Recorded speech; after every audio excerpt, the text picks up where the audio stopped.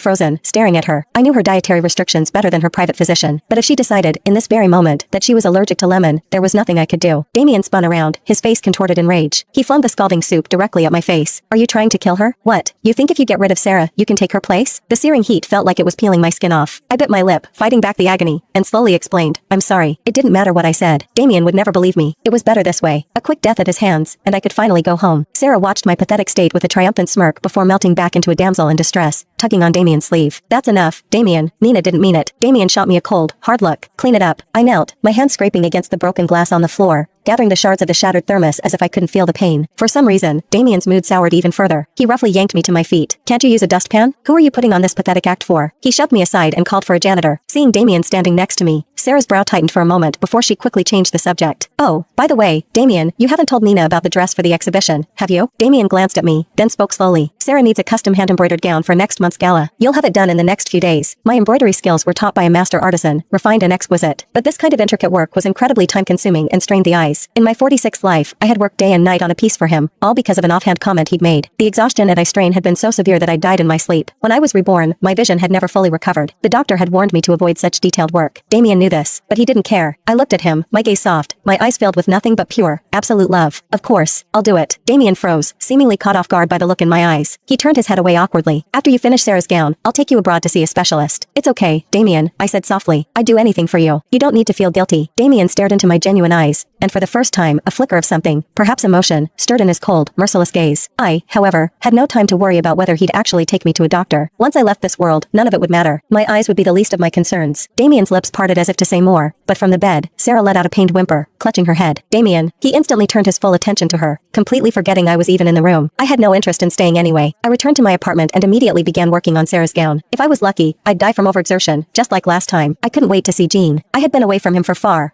too long. The embroidery demanded my complete focus. Not a single stitch could be out of place. The design for Sarah's gown was immensely complex, and I found myself working day and night, pushing myself to the brink. My eyes were a web of red veins from the strain, and a dull ache throbbed in my head. Suddenly, my vision blurred. The world swam before me, and I collapsed, completely missing the phone screen as it lit up with Damien's name. In the depths of my unconsciousness, I felt a large hand gently touch my forehead. I thought I had died, that I had finally returned to my own world. My eyes flew open, and I cried out Jean's name in a rush of joy. Jean, but the eyes I met were not his. They were Damien's, narrowed with suspicion and a dangerous glint. Jean, he repeated, his voice low. Who is Jean? His grip on my wrist tightened, his voice dropping an octave.